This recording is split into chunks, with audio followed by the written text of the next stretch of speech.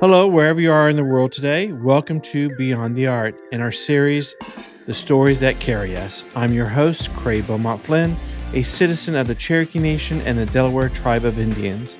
In each episode, we will discuss with various Native American artists, influencers, art leaders, and everyone in between their experiences, the communities they serve, and the translation and interpretation of the Native American art world today. Well, welcome to Beyond the Art today, and today we have Amber Dubois Shepherd, a citizen of the Navajo Nation. Well, Amber, welcome to the show. Hi. We're really excited to have you with us today. Why don't you tell us about your story?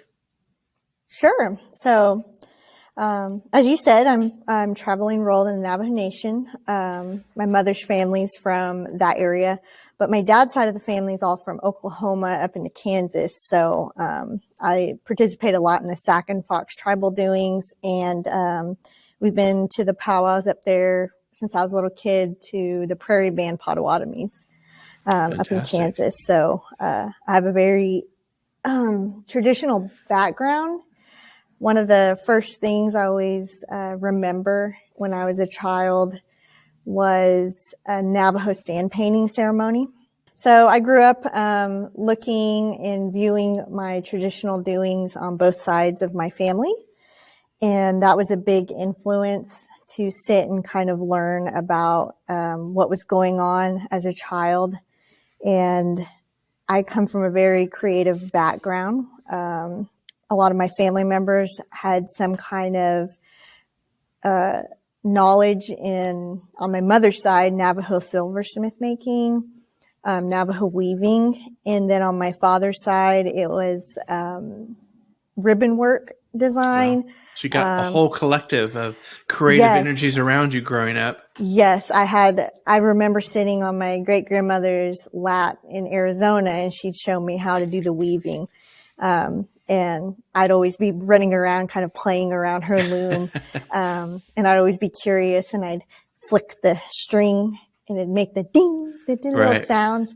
I'd run my finger across, and my great grandma would let me help sometimes. And I remember being little and helping my grandpa with Navajo silversmith.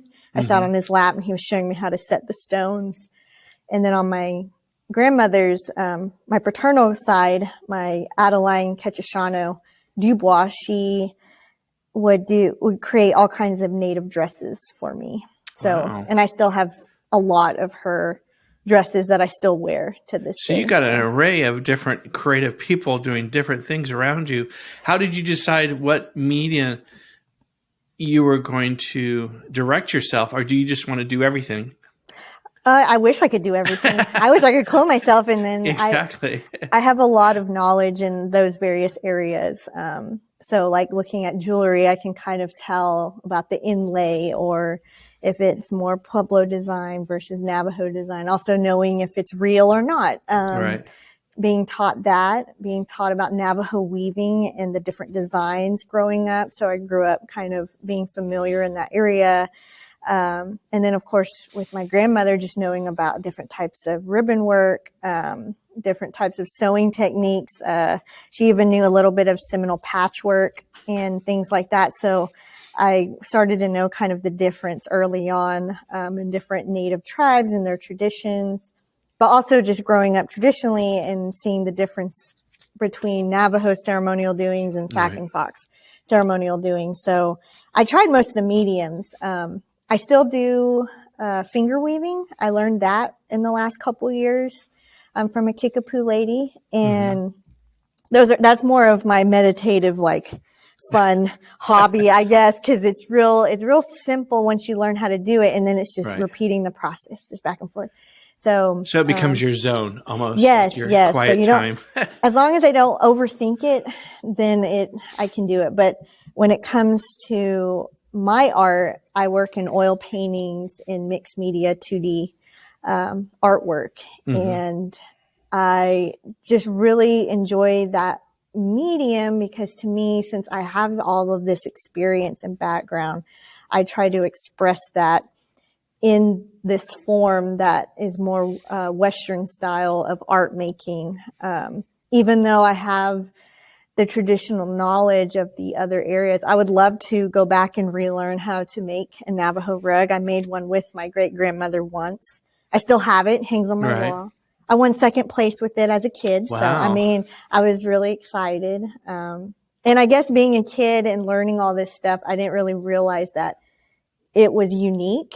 So it wasn't until I got older and I was like, oh, not everyone knows how to do this. There's something to this. There's something to this. It's like, I didn't know people could do this, and that not everyone knows what these things are. And I think that's where my inspiration comes in to create art that I can share with everybody in the narrative form. And kind of, I've been more experimenting now with more textures, more design, with Southwest design, woodland designs based on, of course, my late great grandmother and then my late grandmother with her ribbon work designs. So I have a whole sketchbook full of those designs that they used, and I'll go through there and utilize them either in the background of my oil paintings or on the dresses that the men and women or children are wearing in my pieces.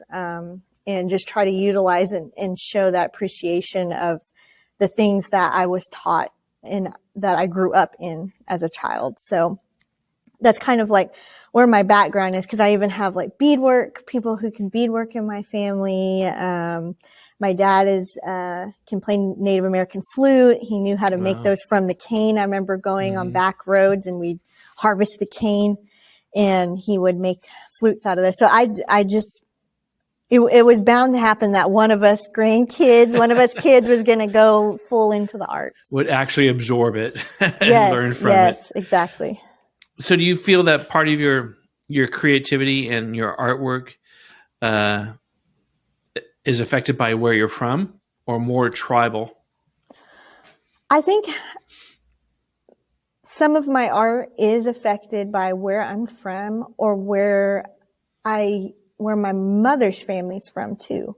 So an example I can give is like I will include in certain pieces like the mesas or the mountain ranges of where my mother's from in some of my art pieces.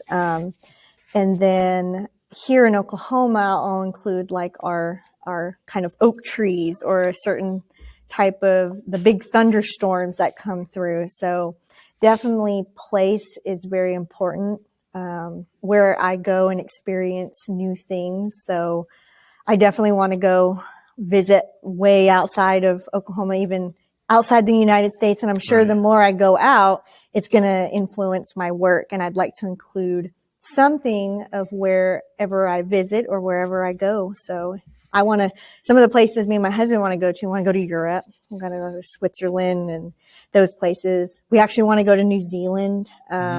We'd love to go to Japan. So I feel like if I can get to those places, somehow those places are going to influence or be a part of my art in some shape or form. Now, do you take a lot of the elements that you're culturally part of your DNA? Is that installed into your artwork, or are you kind of transform it and retranslate into a different perspective? I feel like there is a lot of people, I don't talk about it too much, but I am a very spiritual person. And I include experiences or things that I have kind of dealt with or have interacted with on that spiritual side. But I try to do it and put it into my art in a respectful way. There are some things that I used to just paint and draw almost anything. I dream a lot, so I'm like, I can paint and draw this. But after talking to some elders of mine and some mentors, native mentors of mine, they were like, well, you kind of need to take a step back and kind of reevaluate what you want to share. Some things are private for yourself. And then other things that I do want to share with whomever my audience wants to be, and whoever's is interacting with my art directly. So I've kind of geared more towards expressing and sharing Native art and culture the way I've seen it growing up. So the way I do that is including some of the spiritual ceremonial aspect or the Native clothing and design, but also including like lawn chairs or, I remember I had somebody come up to me with an art piece and they said, my parents had those same exact lawn chairs. We used to go to the powwow and so those little connections, or they're wearing Converse or wearing, jeans and leggings, or just kind of including things from today to kind of make it that our ceremonial practices are very traditional, and from a long time ago, but we're still practicing them today. We're just utilizing modern clothing or materials. Correct. It's kind of be reinterpreted to today's society and our culture. Our culture is continuing to grow, just because something was established 200, 300,000 years ago doesn't mean we're exactly doing it the same way, because we're continuing to grow, especially with our artwork and who we are as a people. Do you feel that you're artistically more influenced by your Navajo ancestry or Potawatomi or Sac and Fox, or is it just kind of all these various components of who you are, your DNA is bringing it all together? I believe it's just a component of all of them. My parents were shake it up. I feel like my parents did really well at making sure we knew who we are, where we come from, where our people come from. Even my French ancestry, the Dubois, that Dubois side from my paternal grandfather's driven us around Meeker, Oklahoma, and showed us where our family's from. And then my dad did some research in ancestry and traced our name back to Normandy, France. So that's where my ancestors for my European side's from. So I like to know, and I was taught growing up to learn who you are and to be respectful of where we come from. And of course, I grew up with the Navajo side a lot more, I believe, and being more involved with my mother's side. But I'm still learning about Sac and Fox Potawatomi culture. I'm learning, I'd love to go up to the Great Lakes area where our people are from and go up there, see where Black Hawk people and our band is from. So those are on my to-do list to go. Then I'll go to Normandy, France and see where those relatives are from. And to me, it's always, like I said, place is very important to me. So like to be able to walk where those ancestors are. So I think my parents did a really good job at making sure that we participated in as much as we could in all of our tribal doings, which is really hard. Talking with other Native people, they're like, wow, that's a lot, because certain Native people may be brought up in one versus the other. I have found, and some are like, wait, you do all three? I'm like, well, yeah, because they're all me. I said, I need to be respectful. I have ancestors from all of these areas, and I feel like if I have to acknowledge them, and in return, they'll help me. So that's kind of how I view that. Tell us about your favorite medium, since you do an array of various artistic, creative endeavors. What's your most favorite, you think, when you're doing it? This is me. This really says who I am as an artist. I think my 2D, like mixed media pieces, because I'm a weird control freak, and I like to make sure that's like I have the most control. And yes. I love ceramics. I've tried all kinds of mediums. Ceramics is, I get too attached to my pieces. So when they blow up in the kiln, I'm like devastated.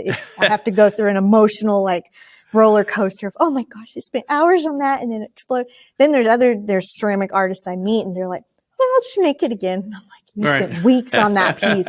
And I'm over here like, I'm a little bit the opposite to where I like my 2D art because I can control all the aspects.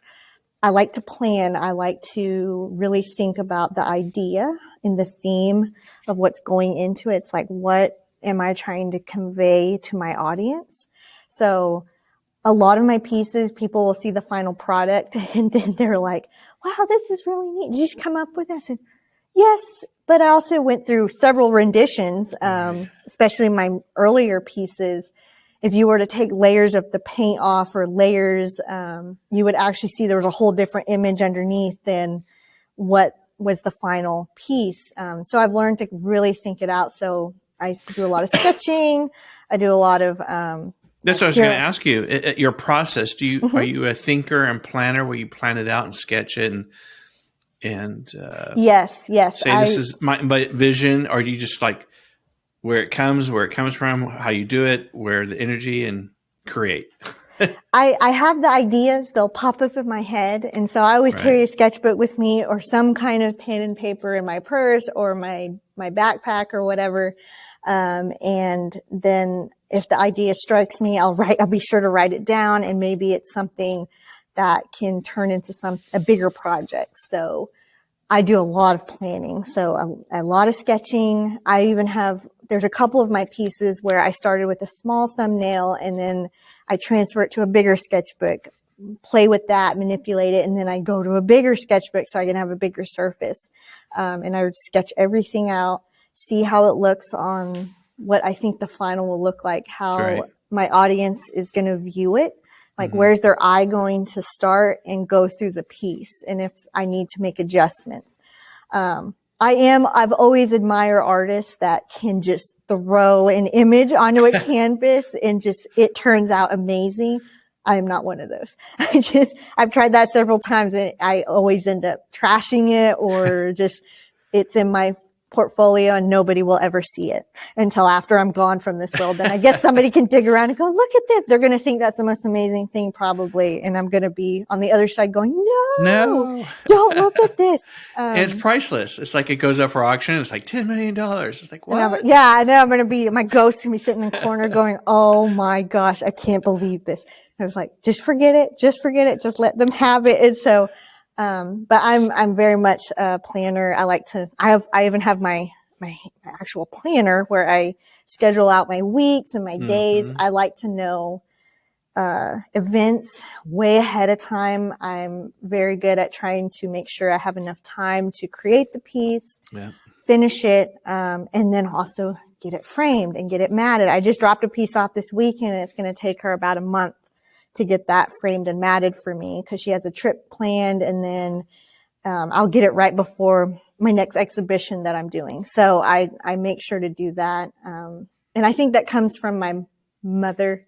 She was very much she's an accountant and works with numbers. And so she's and so I hear you. My mom was the same. Yeah. So I kind of picked some stuff up from her, keeping track of those type of dates and things like that. So, but yeah, that's kind of like my process. I sketch and plan things. And then I do kind of mess around with stuff and play with texture and things like that. And those ones I don't put a ton of thought into. I'm just more playing around to see what works. And then those I sometimes make available for people to purchase or buy. And they're usually just kind of fun.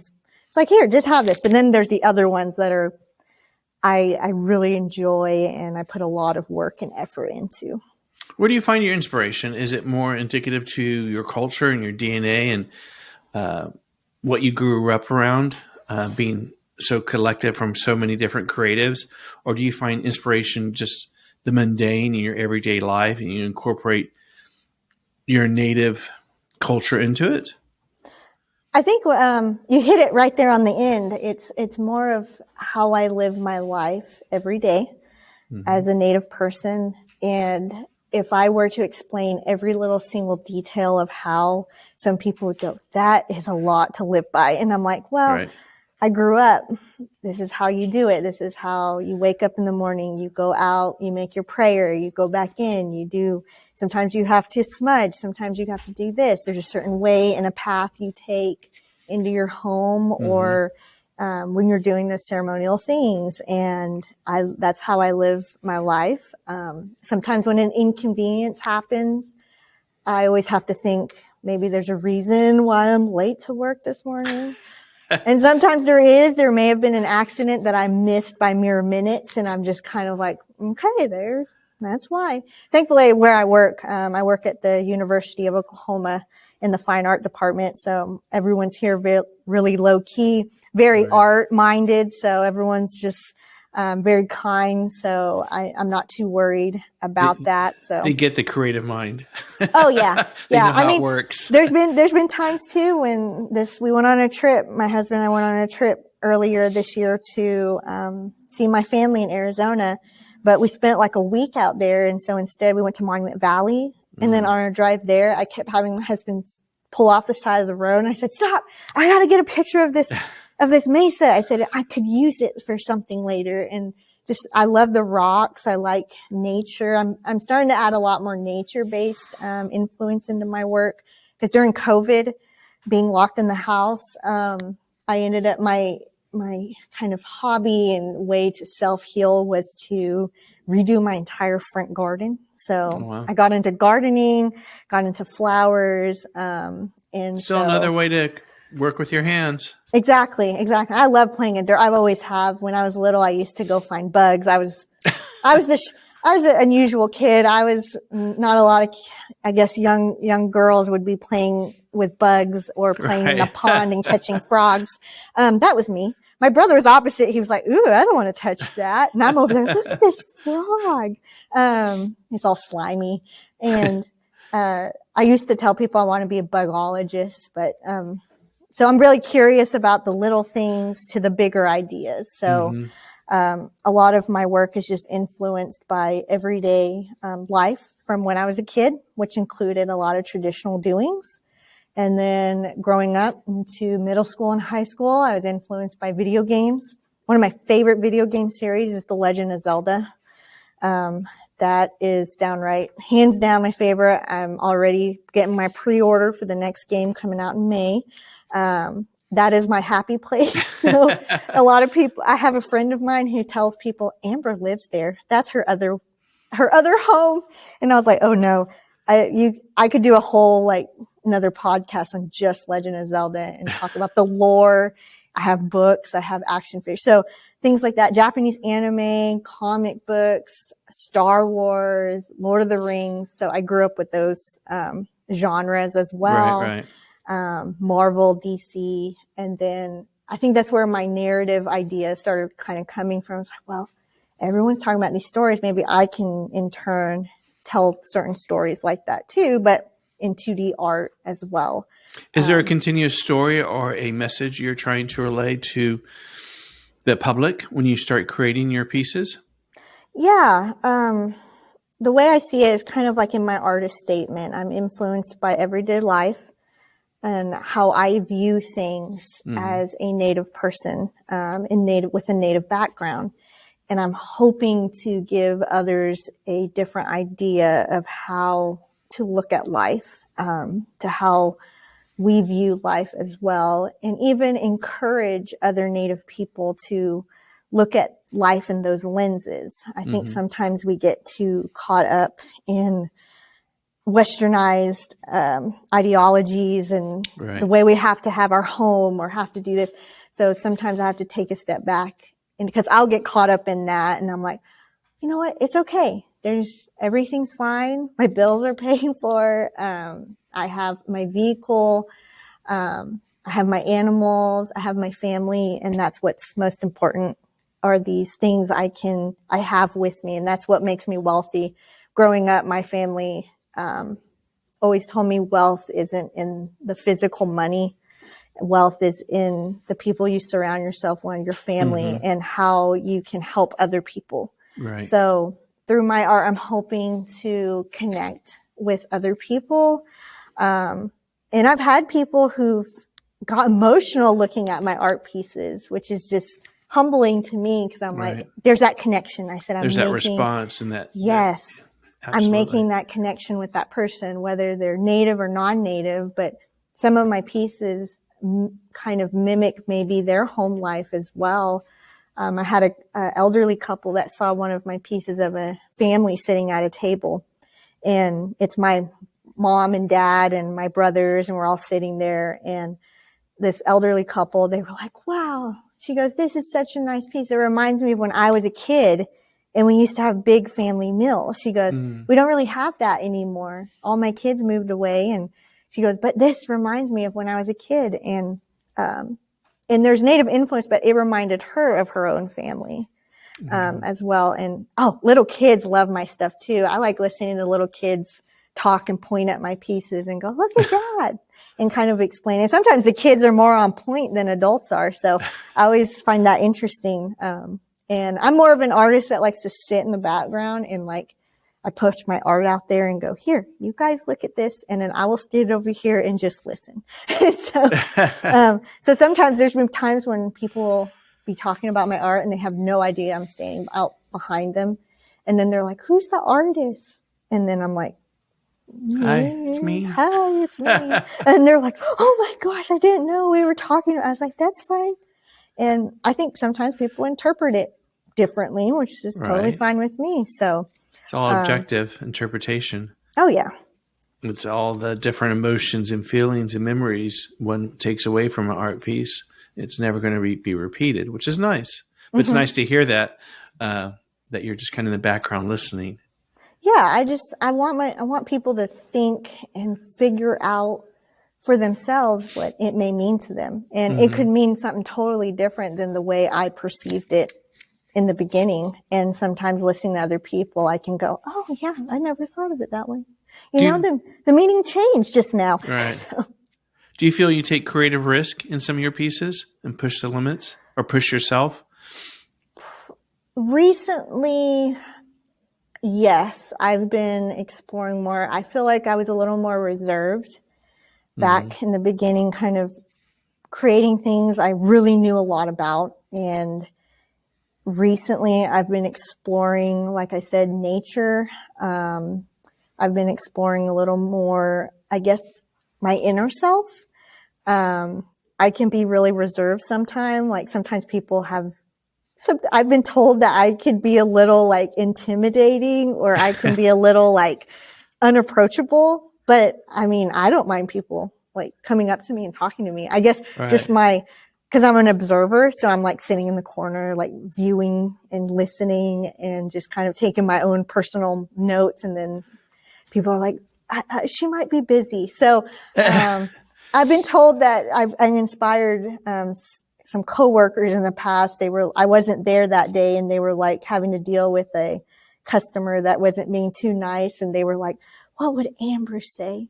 And I was like, well, this is what I would say. I'm not afraid to stand up to people, especially if they're being rude or disrespectful to somebody that I care about, or even somebody that isn't doing anything wrong. So, I think that recently that's been my growing idea to kind of explore outside of what's normal. So like recently I tried my hand at a comic book, and I've never really done that. So even though they've inspired me all these years, and it actually got accepted for a little mini show up at the Paseo at the Literati Press bookstore. And it kind of sparked something, and I was like, ooh, that may be another medium I'm going to explore in the future. I have ideas. I've also done an illustrative book for a group in New York, where the story was already written, and it was about a powwow, and I just had to create the characters and kind of implement the idea into it. And I've been to powwows before. The regalia was very similar to our tribal people, being woodland tribes. So everyone I met in the interview, they were like, this is great. And I recently heard that it's like a nonprofit group. So they work with a lot of Native kids, and they said the kids love it. It's bright and colorful. And I tried my hand, and it was all digital work too. Wow. I have my iPad Pro, so I've been dabbling a little bit in digital art as well. So I may explore that just a little bit more and see how I can incorporate that into new pieces in the future. So we'll just have to see. But I've been exploring a little more and kind of reevaluating, I guess, my style. So it's self-imposed. You're self-imposing risk in Yes. pushing the limits. Yes. I think that's kind of how I've always been a little bit. Like at some point I get bored. And I'm kind of like, you know what? I said, I'm starting to get familiar with this territory.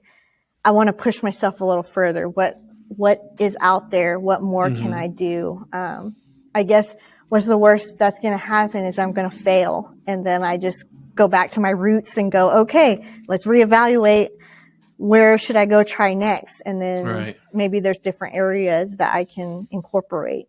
So there's always that little bit of fear. There's still that fear, the little voice going, are you sure you want to do this? And so I kind of, and the other side's going, do it, do it, do it. Yes, the other side is doing, it's like, go, do it, do it, do it. And then it's like, don't be scared. So it's okay to fail. So that's a big thing. It's like, it's okay to fail. So Absolutely. How do you feel Native American art is important to society, both on a national level and a global level? I think having Native artists and Native people being the voices of their own art making, and that includes the scope of having Native curators, having Native museum professionals, having art history professors who are Native that are teaching about our own culture and our own heritage instead of being told this is how you do it. And I run into that on occasion, people telling me how my own people do stuff, even though I grew up in it. And I'm like, yeah, okay, sure. No, that's not how that works. And then having to have those type of not arguments, but disagreements, but also trying to, it's a weird line, to kind of do it in a educational, respectful area. Cause I've learned that people don't like being told they're wrong and people don't like being told what to do. And so I've learned to kind of pick and choose those battles on, is this person open-minded enough to where I can tweak that idea, that I can help them see that whatever they learned was not as accurate as they think it is, and maybe give them some resources to look at, either books, museums, or other areas to kind of go, oh, YouTube's great. I like YouTube. So I have a list of like, here, you should watch this video. It's filmed and directed by a Native person and just learn about it. And some people, they really enjoy that. So I used to work at a museum here in Shawnee, the Maybe Gare Museum of Art. I was their educator there, and some of my docents, we did Native American sensitivity training. So I had a lot of questions that to certain Native groups would probably be really offensive, but at the same time, they had no idea like those things they were talking about or the things they were doing were offensive. Right. And I could have just yelled at them and been like, you're wrong. That's not how, but instead I took them and go, okay, let me explain why this is not appropriate. And then we'll explain how to better resolve this when you're giving a group a tour and you have Native students in your group. So things like that. And they took it really well.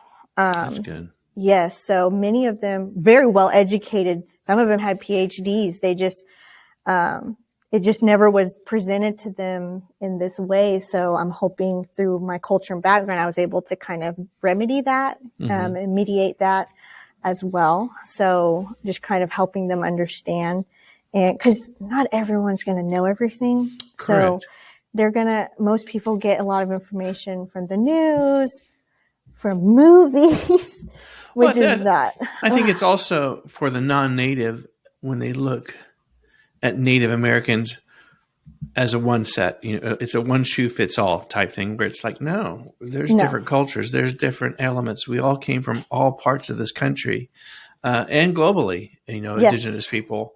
So no, we all don't wear feather headdresses. We don't live in teepees. Yes. No, such a wide variety, and it's a continuous educational process, which we continue to do on a daily basis.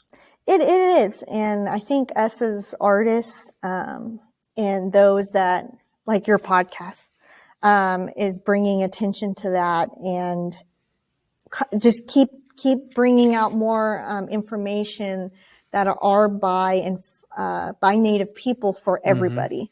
Let us tell our story. Yes. Don't let someone that's non-native and doesn't have the cultural or ancestral or heritage connection tell our story. Let us tell our story. Yes, and we should be the ones to tell our stories and to provide those connections as well. And then it provides opportunity for Native people to tell those stories in institutions and breaking down those barriers and stereotypes, especially. Because I mean, you still run into that of the feathered headdresses and all this stuff. And then also teaching people to be respectful of your regalia, and things like that. I think I've had people who, sometimes when I wear regalia, that have run up and like will try to grab my shawl or look at it like, wow, this is so pretty. Or my jewelry. I have some nice turquoise jewelry, and I've had ladies come up and like want to grab it, and then I have to look at them and I give them my teacher stare, my educator stare, and they're like, oh, There's a protective zone here. Yeah. So, I'm sorry. I said, I know. I said, please look, don't touch. I know this is all work of art, but, just, please don't touch. No, I'm so sorry. And just kind of reevaluating and reteaching people, like, you got to be respectful, because it's the same with young kids. Sometimes I'd bring my shawl, and my little ones, my second and third graders, oh, they love the shawl because it's all the texture of the fringe, and they really enjoy, and they want to beat on the drum. And so we have to talk about like respect and things like that. And they're like, oh, okay. It's like, you just don't want people taking your toys, right? Right. No. And it's like, exactly. So you got to ask permission. And if they say no, and they always go, that's okay. And I'm like, yes, no is okay.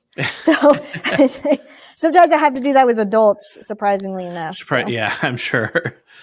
What do you think is some of your poignant pieces that you've done thus far? I think this last year, I created one of my big pieces, which I was commissioned by the First Americans Museum to create. Oh, really? Yes. It's a 2-foot by 10-foot oil painting on linen. And they commissioned me back in 2020 before the museum opened. So I had about little less than like 6 months, because they had to get it all together. And that was a process, because giving an artist a time frame like that. Yes. And I'm like, I was like, that was that was one of those challenges. I was like, I'm risking it all. So I said, okay, I can do this. I got to figure out who's going to make my frame. I got to get the linen. And then we had to talk back and forth with the curators and the group and kind of figure out the design. And it's for the Winneco exhibit that's on the second floor of the museum. And what they did was I created the mural, and what they did was I delivered the painting, and then they took photos of it like every 6 inches of the piece, and then they blew it up, and it's up on the second floor, and it's a huge wall mural now. And whoever took the photo of it did a great job, because you can see the textures of the paint that I put down and everything. But the original sits in the curating offices. Oh my gosh, that one was a lot, because then towards the end of the project, that January 2021 was when it was due. I got COVID. And so when I had energy, I was getting up and painting, and then I'd go lay down. And sometimes I'd even lay down in my studio. I'd just get the mat out, and then I would just lay down, drink my water, drink my chicken noodle soup. And I couldn't smell anything. So, I mean, it was just awful time, but I was like, I have to get this done. And I pushed myself, and I got it done, delivered it. And I was like, whoa. And I just had to wait. But since it was oil paint on linen, there was a little issue with it after the fact, where I had to kind of take it back and kind of adjust it just a little, just the canvas, because it was kind of starting to a little bit droop. And I was like, okay, this is not good. So I just didn't give it enough time to cure, was what happened. But got it fixed up, got it back. So that was like my first big experience working with a museum, the time frame, working with curators on the idea. And I really enjoyed the process. It was really fun, challenging, and I feel I accomplished a lot with that one. Then immediately afterwards, I got accepted for the Oklahoma Visual Art Coalition's Momentum exhibit as one of 3 spotlight artists that same year. So right after I finished that one, I had to create 3 3-foot by 4-foot black and white drawings that also incorporated native languages. And so you can actually go on my website and view it, but I actually recorded either myself, my dad, or my mother speaking our traditional languages and incorporated the words, the typography into the piece so you could listen along and read it. The one thing I took out of that, which was with the help of the curators that year, because sometimes I was like, well, maybe I should add a translation, like in English, of what it says. They were like, don't. Just leave it. Have people want to learn. Yeah. Let them find it. And that was another big thing too. It's like in the past I'd over explain things on my pieces, or give them real detailed titles. So here recently I've been kind of taking a step back and going, I'll just give it this simple title. And then it's kind of fun to watch people come in and be like, what does this mean? And then there's like a discussion board on my piece. And I'm just like, that's exactly what I wanted people to There's the response. Come together, figure it out, and then talk about that piece. And that's where I sit in the back and kind of enjoy the conversation of how people are interacting with my artwork. So when we displayed those 3 black and white ones, and I saw people with their phones scanning the QR code and then walking up to my piece and like listening and reading along to my piece and then proceeding to want to know more. So. That's great.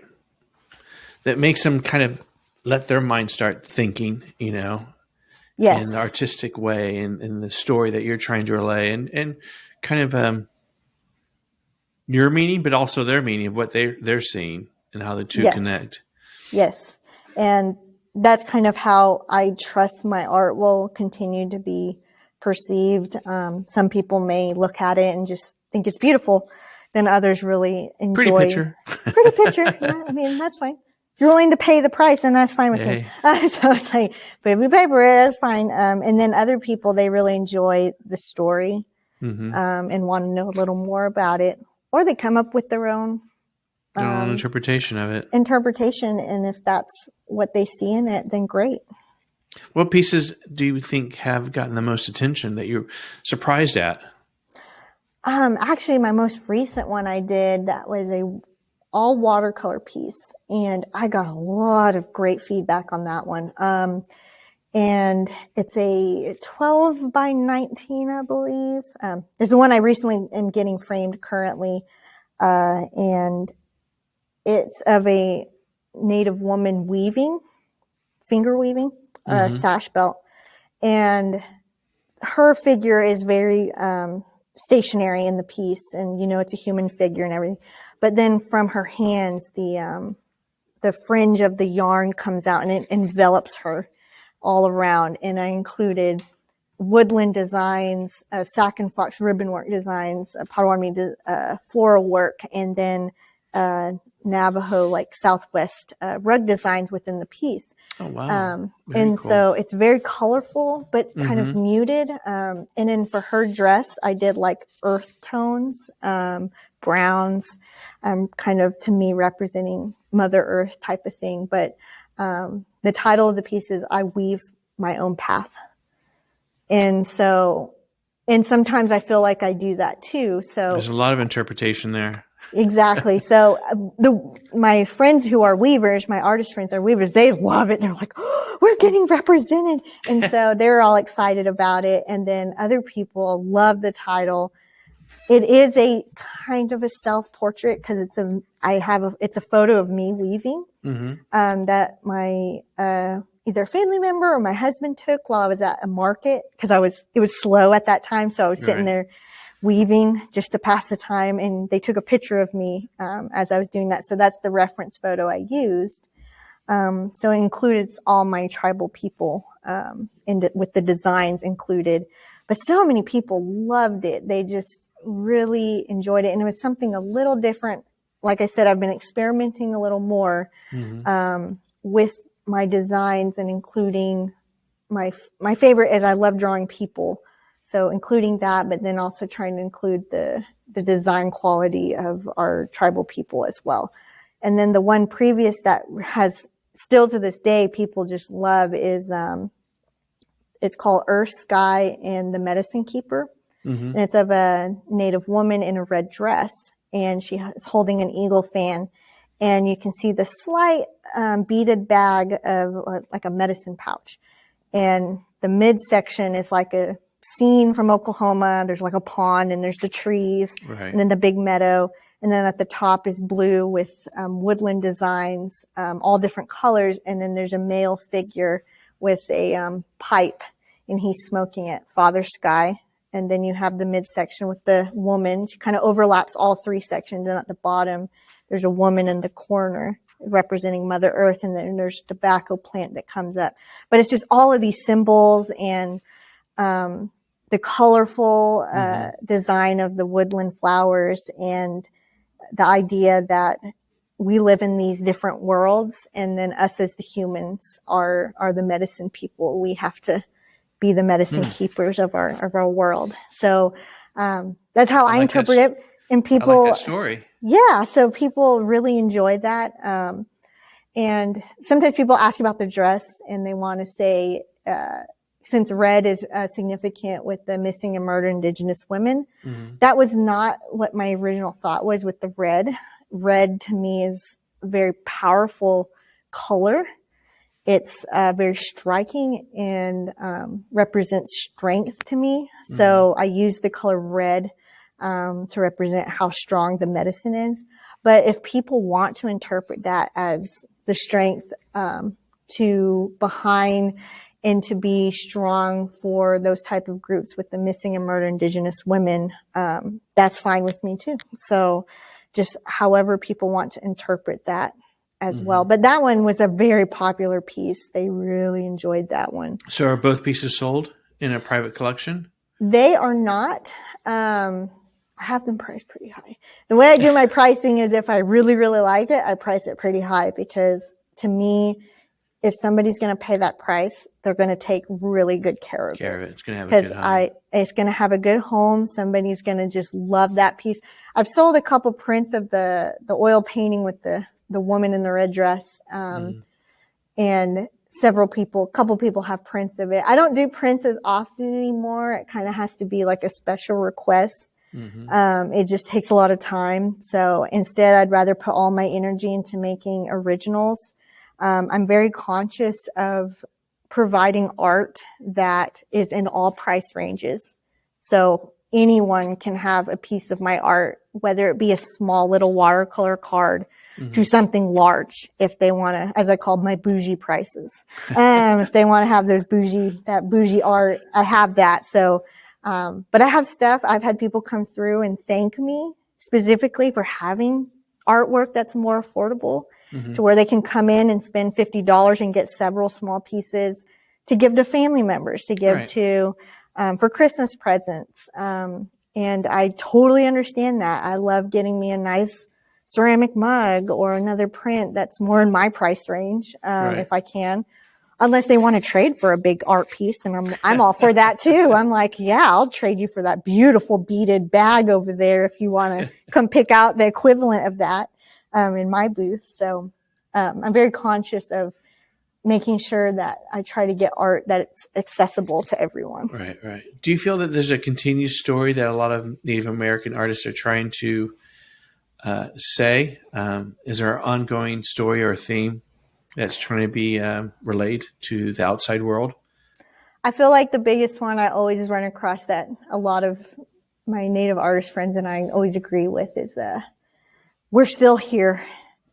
Yeah. Our people are still here. It's like we're not a part of history. We are the history. We are making it currently still.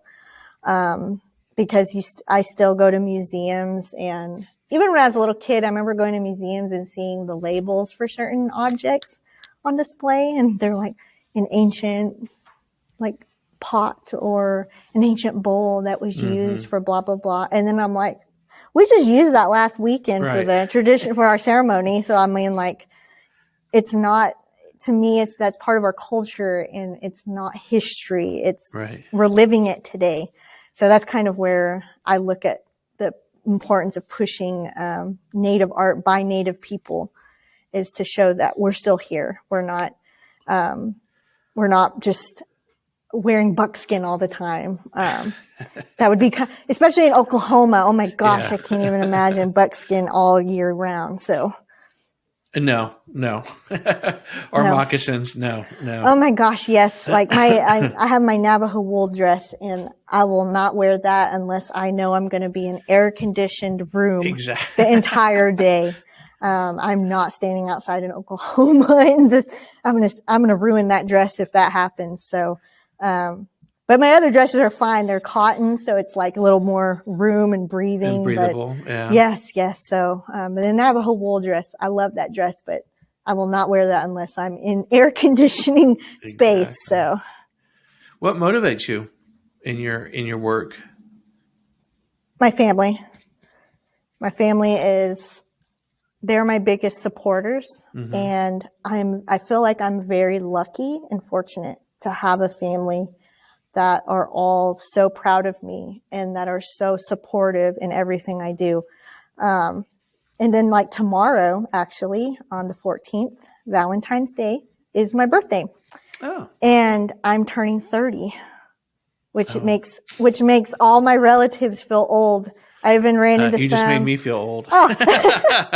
Yeah, that would make me feel old. So, like, some of my relatives were thinking I was still getting to 30. So I've been looking through photos because I want to post some photos of me when I was a little kid, and then some of my accomplishments, graduating from OSU, graduating from Seminole State, my big piece I did for fans. So I'm just accumulating photos the last couple of days, and I'm very hard on myself. So I'm one of those that I never feel like I'm doing enough. So it's kind of nice to look back and go, okay, I have done a lot. I've been trying to get out of that mindset too of like, I'm doing enough. Everything's fine. I'm very strong advocate for mental health as well. So I'm always like taking a step back from myself and going, everything's good. You're doing all you can do. So take that breather once in a while. Yes, it's very important. And especially I stress that to students, like, just take a breath. It's okay. It's a lot.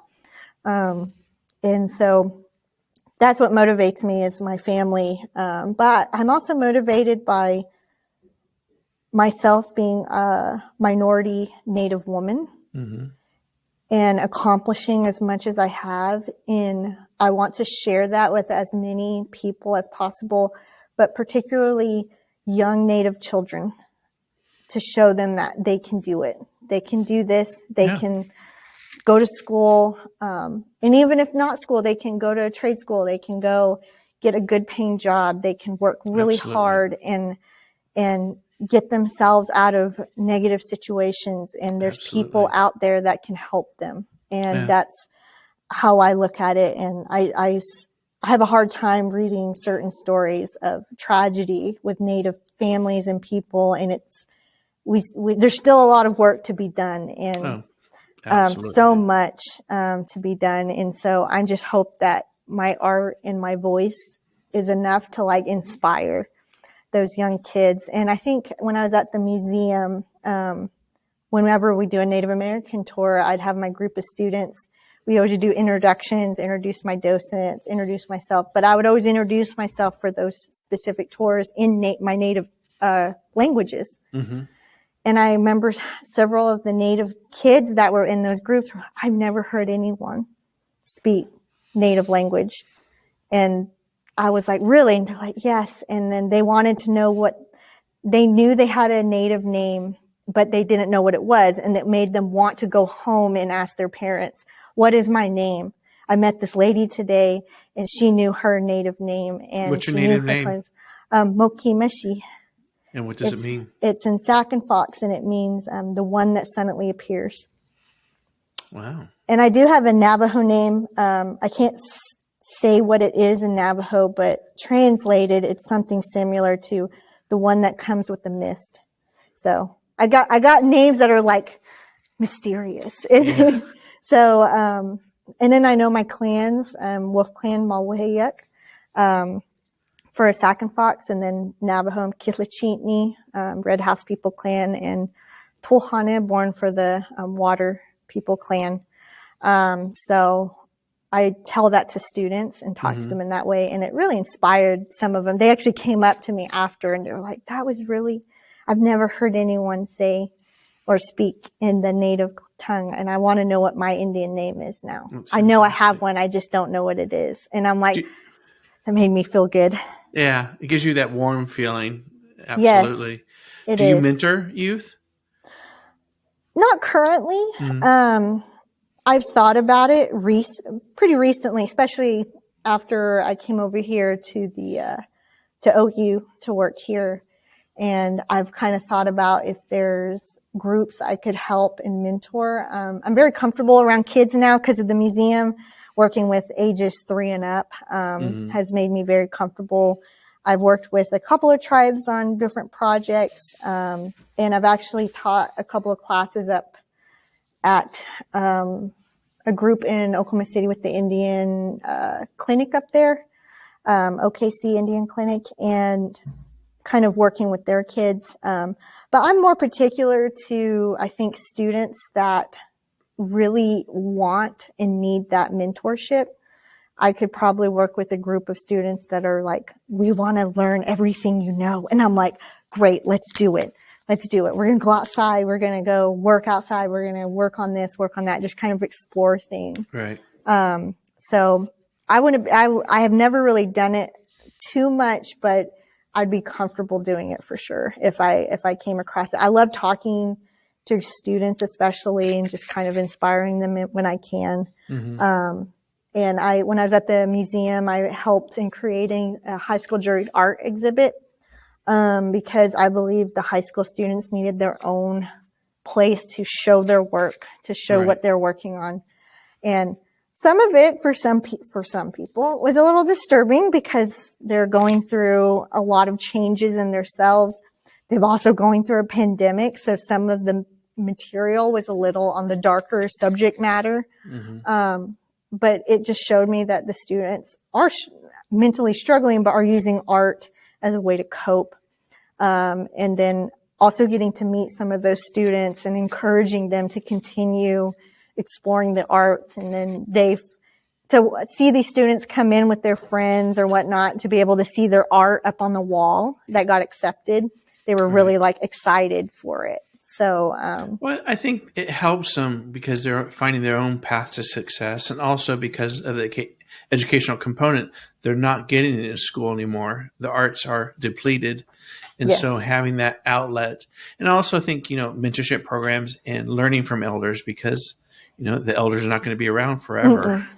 And they're the ones that have carried our culture forward and let us continue to grow it. So learning from them and helping instill that into the youth, I think, is very important as we grow as a culture.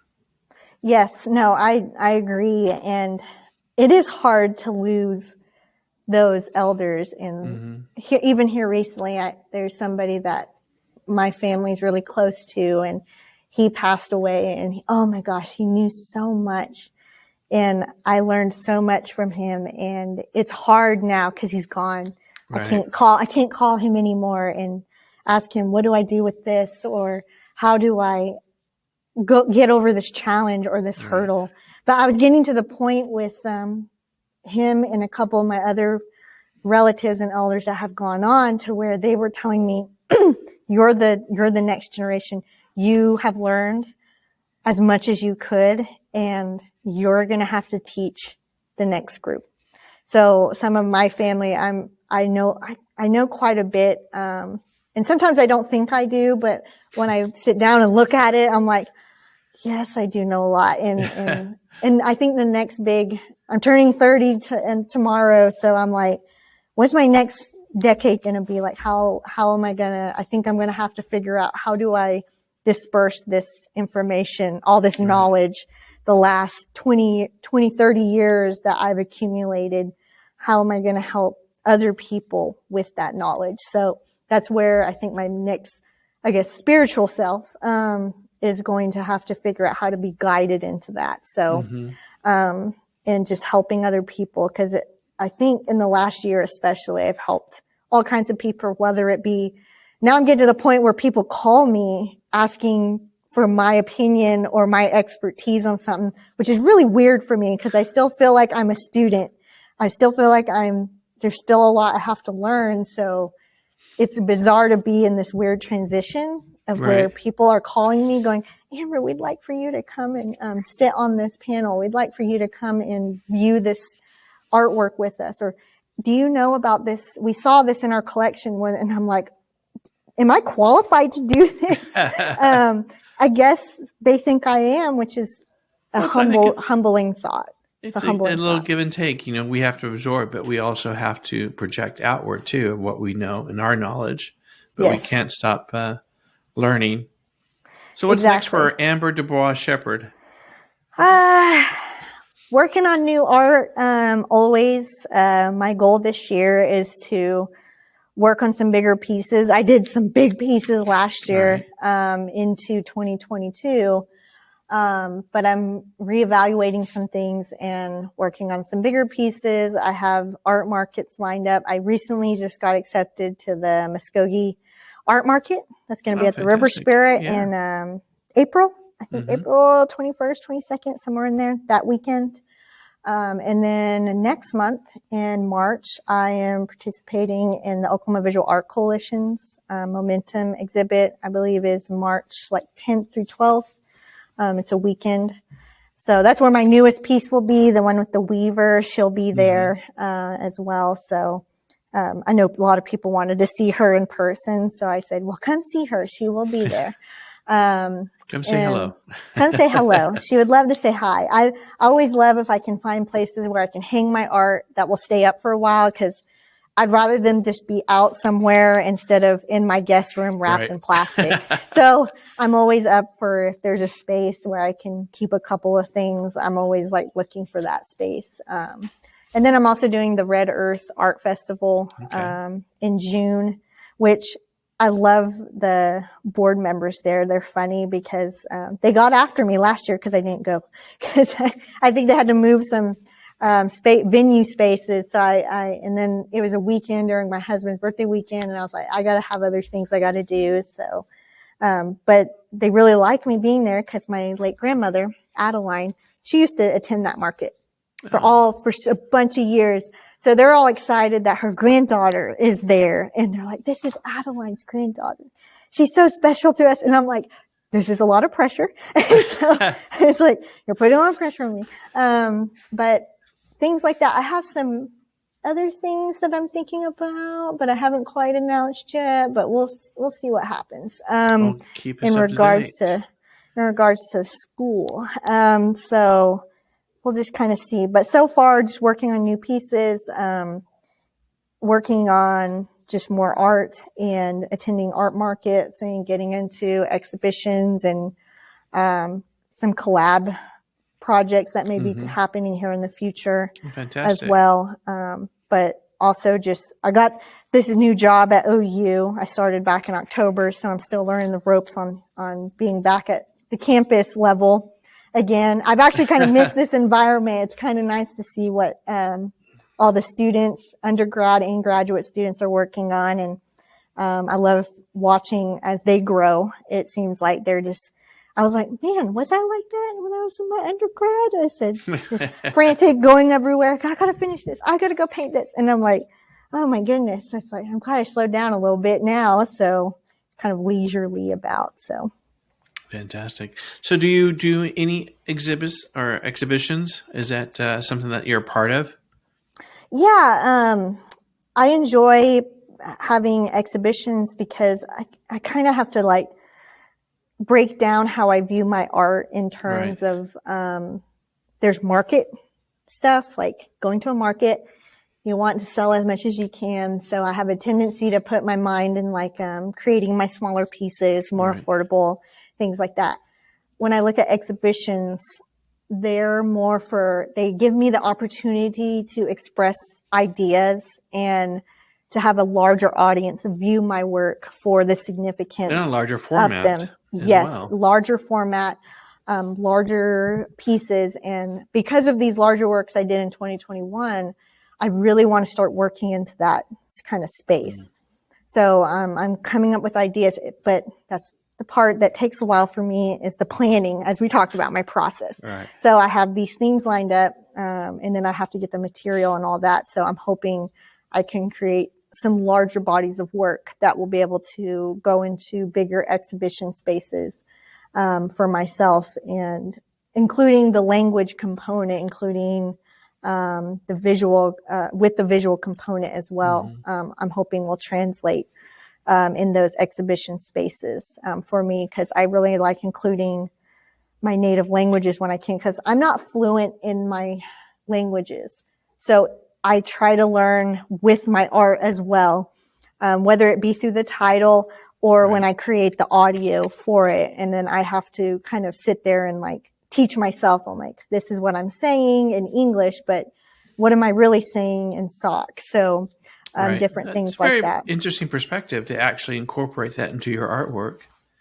Yeah, I want people to hear the language and listen to it. But also it's for me. It's kind of a way for me to connect even further into my native culture with the language component. So I'm hoping that, and I keep a little I have like different notebooks that are for the language part of it, and I write it out and practice it when I can.